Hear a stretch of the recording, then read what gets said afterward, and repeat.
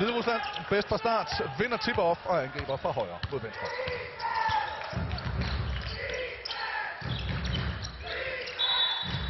Første fejl, nummer 10.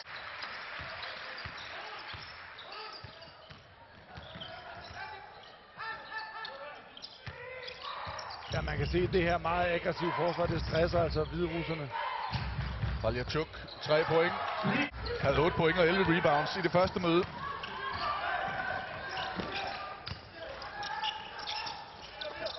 Ceylon tæt på at slippe på, han ikke får sin anden fejl. Her er det selv samme Paljachuk.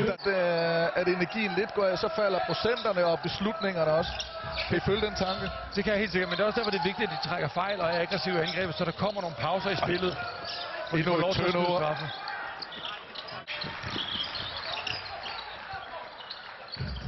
Ja, nu synes jeg, de skal have bolden ind til Jonas så hårdt.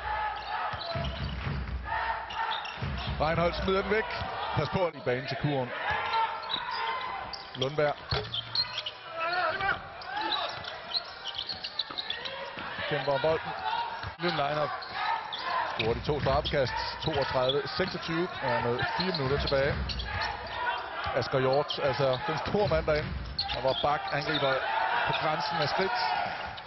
Lærke. Fordi lige nu er situationen den, at skuddene falder. Sekunder. Paljachuk tilbage til Ludic. Og 2 point. De kan komme ind. Føler, man har lavet en god halvleg her. Ej, det er godt. Darko spinner. Trækker en fejl på Paljachuk. Øj, han er fri. Ludic i hjørnet. Vi gerne have den dernede. Men han kommer altså ikke videre. De fik Hviderusland til at lave andet end at skyde træer. Komme op og lægge pres af bolden. Paljachuk angriber.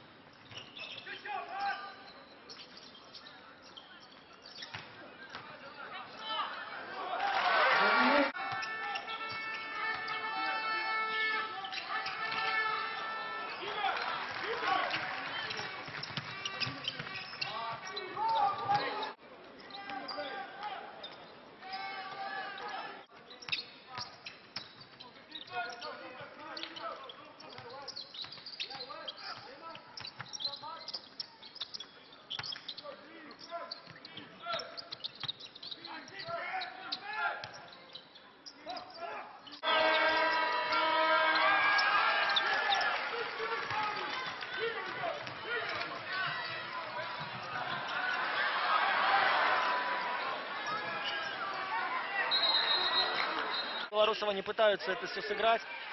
Вниз Виталий Клютыч обостряет. Скидка на Семенюка. Саша мажет. Подбор за Полищуком. Вот надо сейчас Костовский бить. Бьет Костовский, мажет Семенюк. Семенюк далеко, но на подборе есть Полищук. Итак, 7 секунд на наступление. Передача в край. Соколов. Соколов мажет. Подбор за белорусами. Едва Полищук с простенения.